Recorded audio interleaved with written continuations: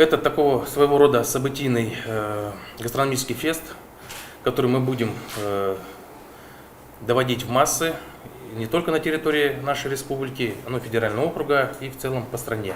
Ну, а дальнейшая его судьба уже будет зависеть от слаженности нашей работы. Что особенного в этом мероприятии? По большому счету все, начиная от места проведения, заканчивая теми праздниками, теми брендами, которые будут там представляться и реализовываться.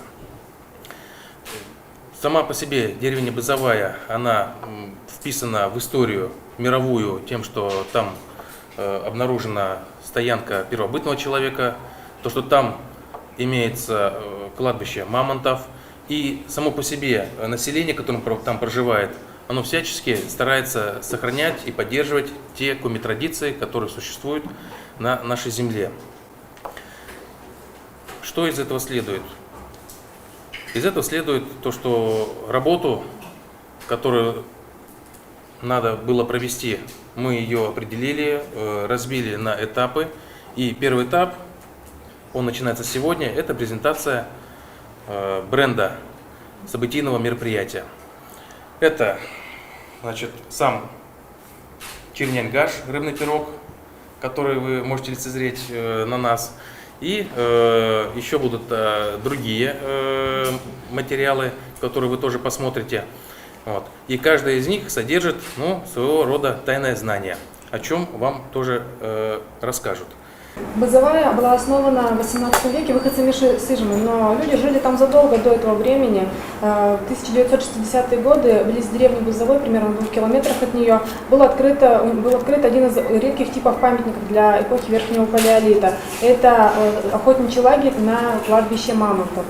То есть во время разведки геологом Тимофеевым было открыто кладбище мамонтов. Там начаты были раскопки Вячеславом Ильичем Коневцом, который нашел и стоянку древнего человека.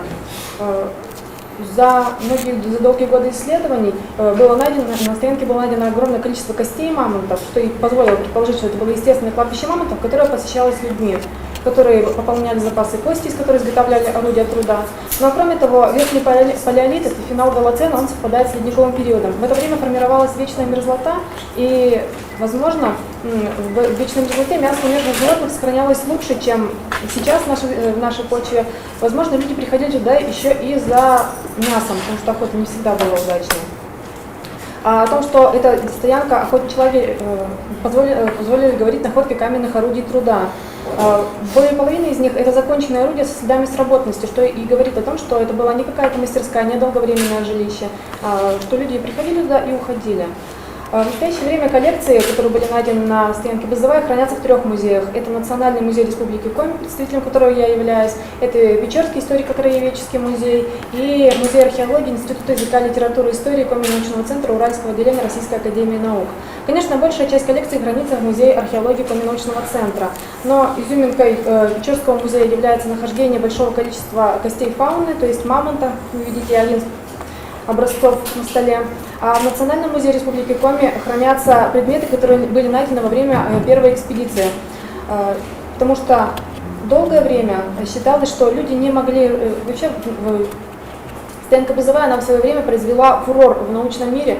Долгое время считалось, что люди не жили на северных территориях, в Приполярье, в Заполярье, что в это время было настолько холодно, что человек туда просто не проникал. И в 1963 году, когда были начаты раскопки стоянки Бызовой, этот тезис был опровергнут, и стоянка Бызовая стала всемирно известным местом. Вот сейчас пытается, точнее не пытается, а ведется работа к возвращению громкого имени Бызовой. На самом деле в мифологии все есть.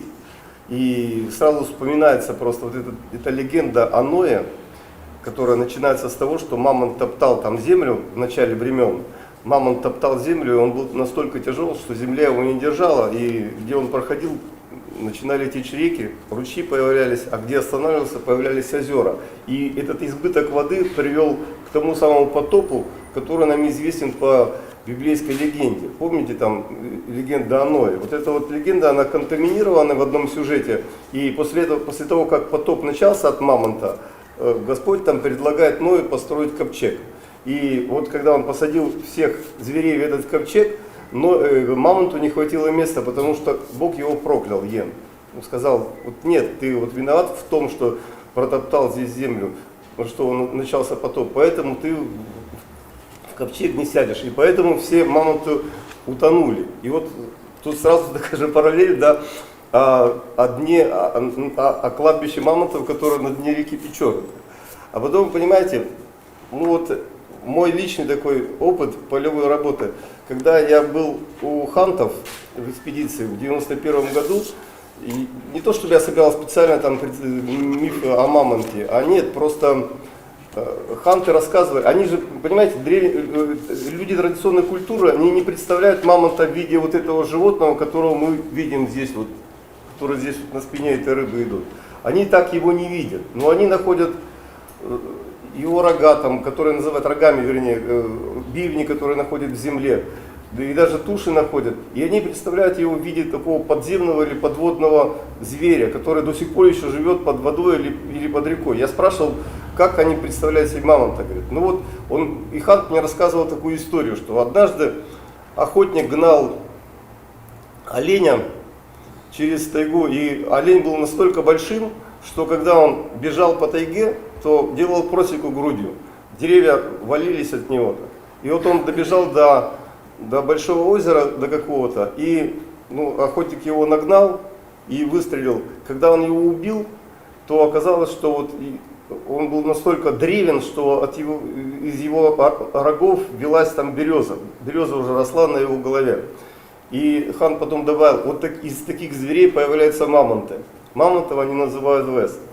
И вот как бы любое животное, по их представлениям, может стать в конце концов мамонтом, если оно уйдет в воду там, или под землю. То есть, в принципе, а в целом они представляют себе мамонта в виде вот такой вот щуки, у которой есть рога. Причем рога не обязательно такие вот бивни, а рога могут быть ветвистые, они там не представляют себе.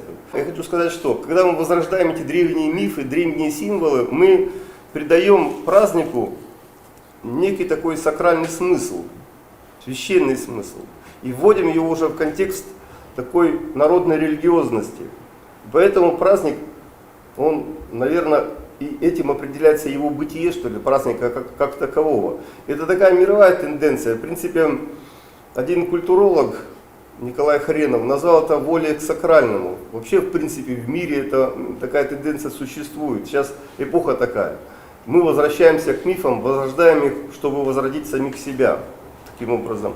И то, что вот на примере Бузовой мы проделали такую работу, это тоже само по себе глубоко символично. Наша задача, самая простая, да, чтобы люди понимали, что это за логотип. То есть вот это и есть мамонт, в переводе с коми мухор. Мухор – это подземное животное, которое, собственно, своими рогами и бивнями оно роет подземные ходы.